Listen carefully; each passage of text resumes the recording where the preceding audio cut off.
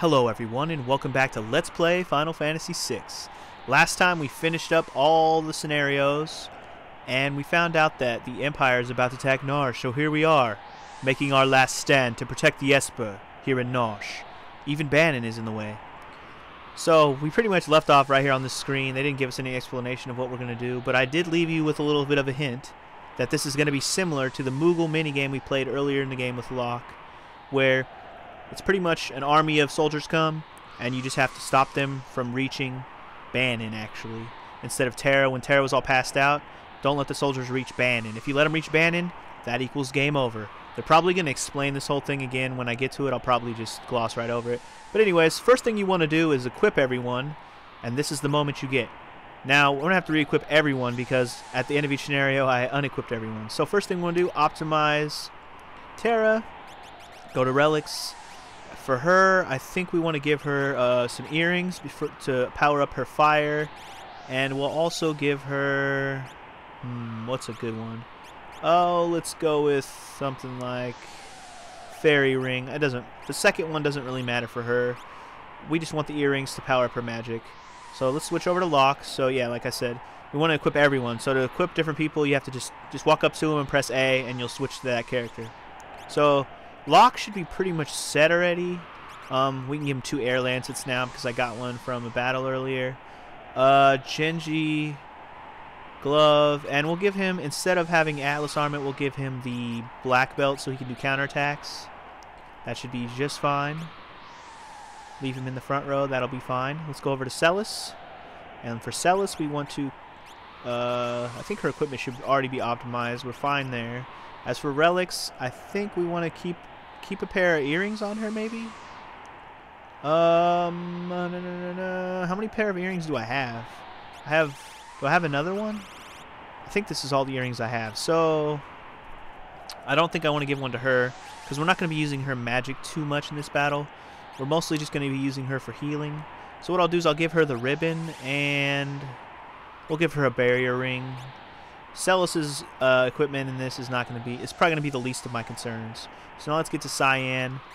Gotta optimize him up, give him some relics. Cyan, we're just going to give him the Atlas armlet that we just took off of Locke because he's going to be doing regular attack damage as well. And we'll go ahead and give him a white cape. Why not? That won't hurt. So let's go over to Edgar. Edgar's going to be one of our main guys in this battle. Apparently he has a status effect on him. What the heck? How long has that status effect been on? What status effect is that? Is that blind? Okay. Well, let's say we cannot be having no status effects here. Come on now. Start with relics. I think we want to give Edgar. You know what? I don't think his relics matter now that I think about it. I think he's one of the people that the relics do not matter. So we'll just go ahead and give him goggles so he doesn't get blinded, and a hyper wrist, I guess. It really doesn't matter. Let's go ahead and optimize his equipment. His equipment's not going to matter either. Well, except for his defense, of course. Over to Sabin. Sabin, as usual, is going to be a badass. I think he's the one we're going to give the other pair of earrings to, if I'm not mistaken. No? Is it not? Who's the other earrings going to go to? Oh, the other pair of earrings is going to go to Gao. That's right.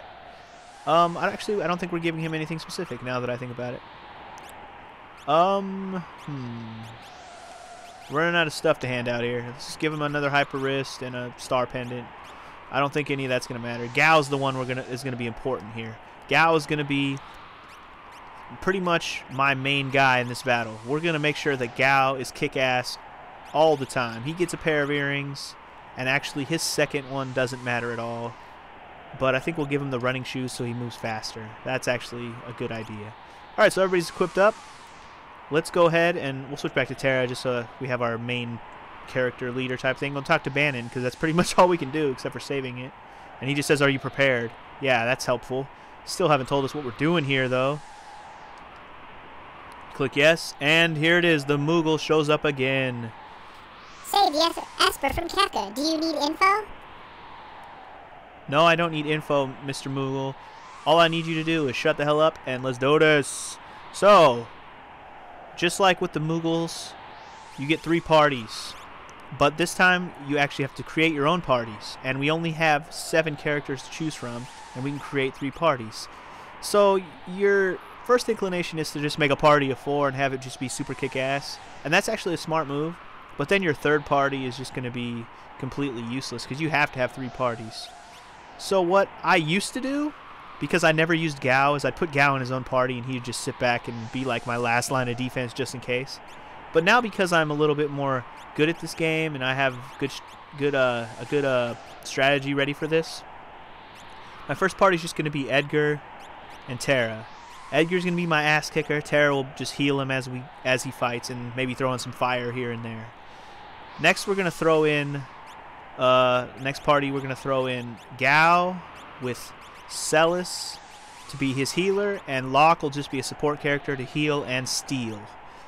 That'll be my main party that we will be taking out most battles with. Well, maybe not most battles, but some of the harder battles with. And last but not least is going to be Sabin and Cyan. Probably the most useless party, but they're good for taking out random soldier units, so that'll be fine. That's going to be my 3 parties. Everybody's equipped up. We're good. They're coming! And here they come. Now, does it show me that they're coming? Okay, cool. I was going to say, so you can see exactly how many soldiers I actually have to deal with. Of course, Kefka's leading the charge, though. Can't forget about that. Oh, it's General Celis, the traitor! How delightful! This will be fun. And there's that laugh again. There's that goddamn laugh. So check out the fucking amount of soldiers I gotta deal with here. That is redonk. Go! Get those vile insects! Oh god. Alright, so it begins. My first party is Edgar, and the best way to do this is just block the 3 main paths with your main characters so the soldiers just can't get by. So that's exactly what I'm going to do. I'm just going to put Edgar there, grab Gao, put him like right there, and then I'll grab Sabin and what is it? Sabin and Cyan. So let's see how this party's going to work. Mostly we're just going to oops. Oh, did I just click row? That was dumb. Anyway, we're going to use Bioblaster with Edgar, and we're going to go Bioblaster all fucking day, baby. Because most of the enemies that we're going to fight in these battles are going to be particularly weak to Bioblaster, and the dog runs away when you kill the soldiers. Something to note if you want to make those battles a little bit easier. And I think he's going to fight again real quick because there's another soldier right behind him. Which is fine because Edgar's group is one of the more useful groups. Even though it's just Terra and Edgar, Edgar kicks so much ass with his moves that hit all that it doesn't even matter. Just keep Terra as the support character. Don't even bother using fire with her unless you really, really absolutely feel like you want to. And with these groups that I've chosen, this particular scenario or whatever, this battle, this mini game, whatever you want to call it, it should be fairly easy to get through. Now, obviously, this first wave of soldiers is pretty easy.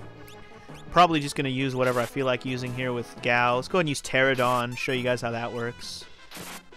Or not how it works, but how that goes.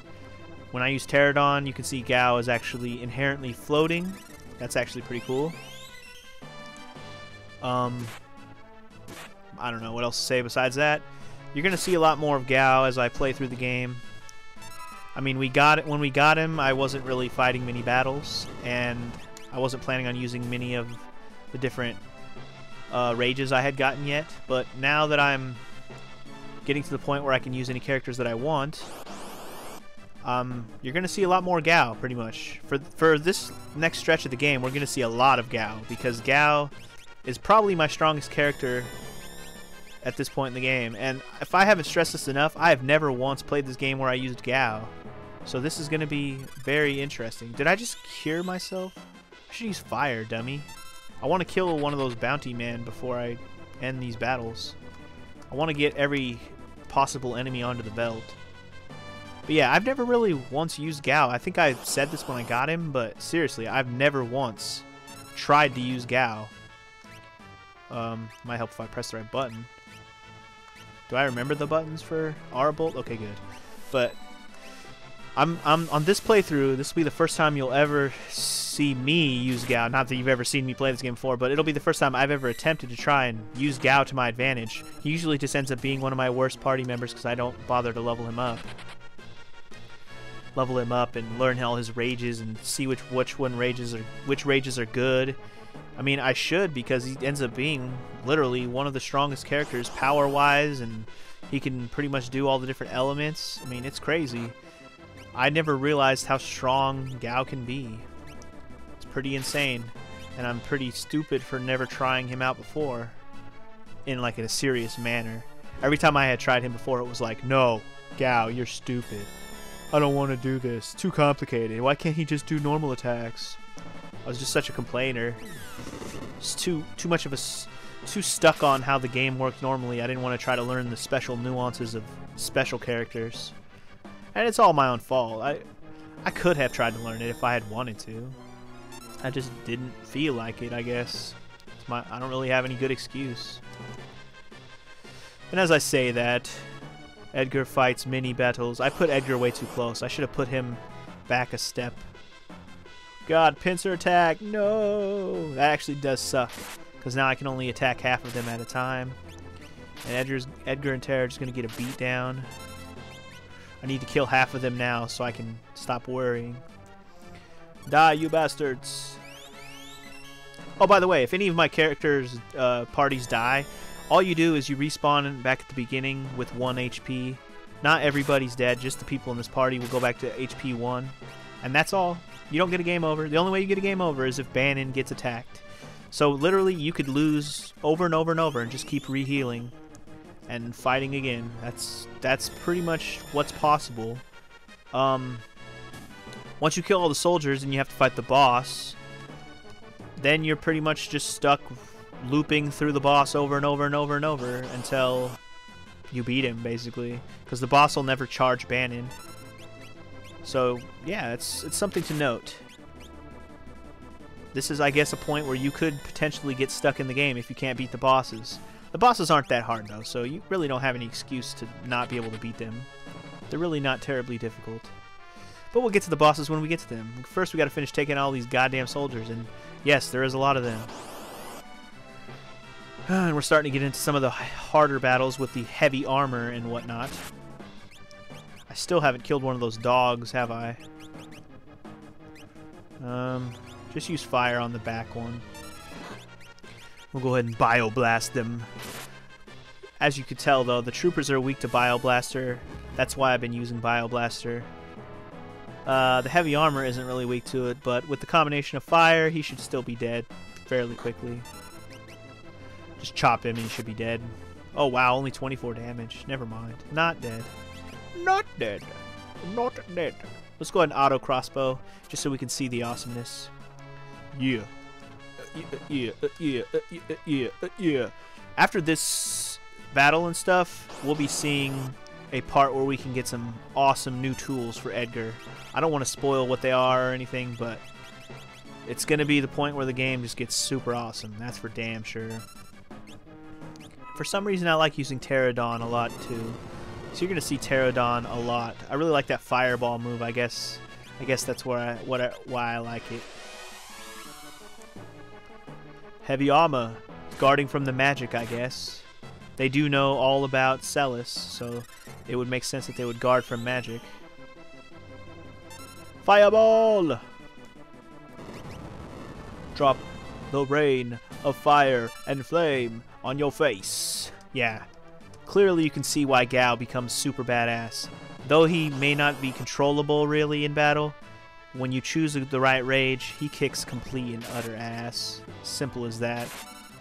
Now let's hope that Sabin or Cyan can kill this goddamn dog for once. Thank you. Thank you. I was a little worried I wasn't going to kill one of those dogs and they would not be in my bestiary. Speaking of bestiary, I don't think this version of the game has a bestiary, does it? Huh. I guess the bestiary is the Veld, because if you don't kill a monster, then they never appear there. But in later versions of this game, namely the PS1 version and the Game Boy Advance version, they both have built-in bestiaries where you can actually see all the monsters you've killed and sometimes actually see how many of each monster you've killed, which is actually a cool feature. Sometimes unlocking all the bestiary stuff actually gives you something special. I don't know. Normally it doesn't, though. Most games don't really give you anything for filling out the bestiary. I mean, not until you get to like Xbox and PS3 where you can get achievements and stuff. Old games don't have that system. It's kind of sad. I think that's one like thing of the new generation of games that I really love and has got me to play. It's got me to play the new games. Like it's an incentive to play new games and do everything you can in them is achievements. And you know what? That's actually a good thing, a good question to bring up, which I've been meaning to check myself to see if it's true. But I guess I could ask this here since I'm bringing it up. On the Wii U, is there achievements? Now, obviously, they're not going to be called achievements. They're not going to be called trophies. But are there the equivalent to achievements on the Wii U? I don't see why there shouldn't be. But there's a chance that they just didn't do it because they're dumb. I mean, it's pretty much the best feature of the Xbox and PS3, in my opinion. As a, as a gamer who likes to complete things, that's like the best feature. I really love that feature. So to not have that on the Wii U, it really takes away some incentives to do all of everything you can in every game. It really does. So I can already see myself not beating the shit out of games on the Wii U once I get one if there isn't an achievement system. Like, I'm not talking one that's in the game, because every game has like its own achievement system, stuff you can unlock, even just like a completion 100%, like even just a percent total in the save or in like the save bar or something. Every game has that. That's not what I'm talking about. I'm actually talking about something that has to do with like your Wii U account. So like if you beat a certain game 100%, you get points that are on your account and you can kind of share your achievements with your friends. Now, I don't literally like go on Facebook and share my achievements or any vain shit like that. But I just mean like, your friend could go on your account and be like, oh, I wonder how much of this game he actually played. And you could be like, damn, he beat that shit 100%. He's crazy. That kind of thing. That's all I'm saying. That's all I'm trying to say. And it would be nice if there was incentives to do 100% of things in games as well. Like the thing I've read, somebody wrote this idea, and I was like, oh, this is actually a genius, brilliant idea. To actually have like a coin system, just like they have on the Nintendo, Club Nintendo reward system, where when you buy games, you can register them and get coins, and you can get prizes and rewards for it. And it's actually a really nice system. Well, they could do that with games.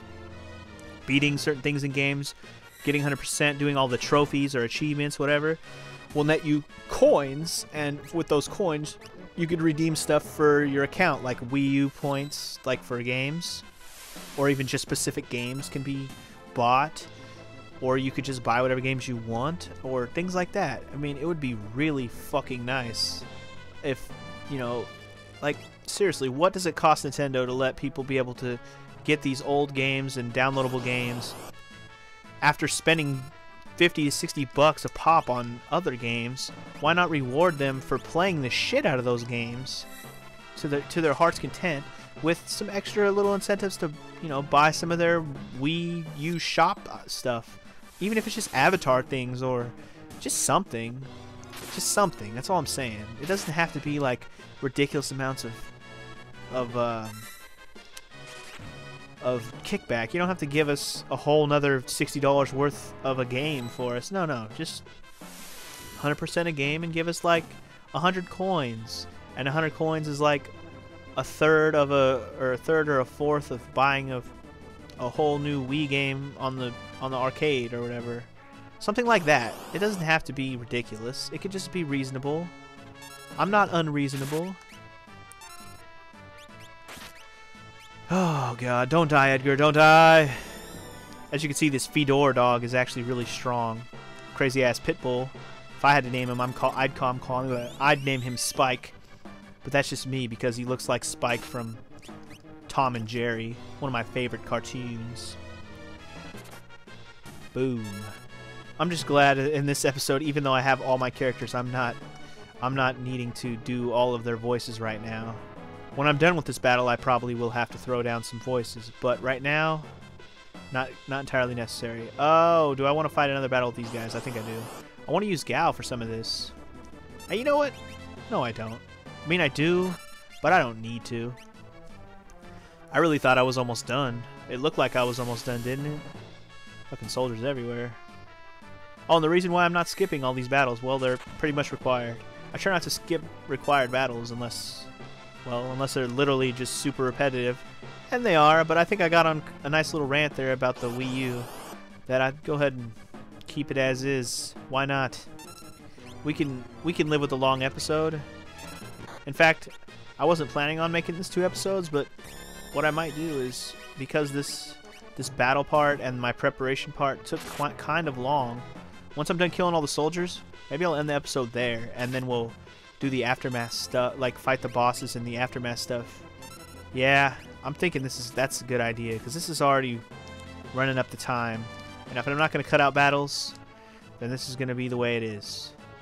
I know. I said I'd be more professional with this Let's Play, and I wouldn't mention things like how long I am into an episode and things like that. But, at some point, this LP's got to become more realistic and not just be an edited up mess of just editing. Because the editing is fun. I love enhancing this game. I love it. It's fucking fun. It makes the game so much more watchable, and I love it. And I can tell that those who've been watching this LP like it as well. But there's some points in this game where there's not gonna be anything I can do to enhance it. All I can do is just play the game. And this is kind of one of those parts. Like, what can I do to make this better? Other than just skipping it completely. But that doesn't make it better. That's skipping part of the game. This is how it goes when you play this part of the game. You have to do all these battles. You have to protect Bannon. Why skip it? It's necessary.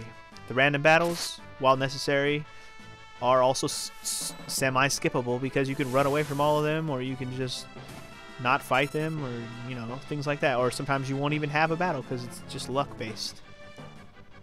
Alright, so is that the last of the soldiers? Because if it is, I think, like I said, I'm going to end the episode. And it looks like it is. So last but not least, down here is one more soldier trying to block Kefka. So to finish this battle off, we got to fight that soldier and fight Kefka. So next time on Let's Play Final Fantasy VI, we will do just that. Hasta la vista, baby. Peace. Any other tactic players out there? By tactics, I mean like strategy, tactic, RPG type games. Because I love me some strategy, RPG, tactic type games.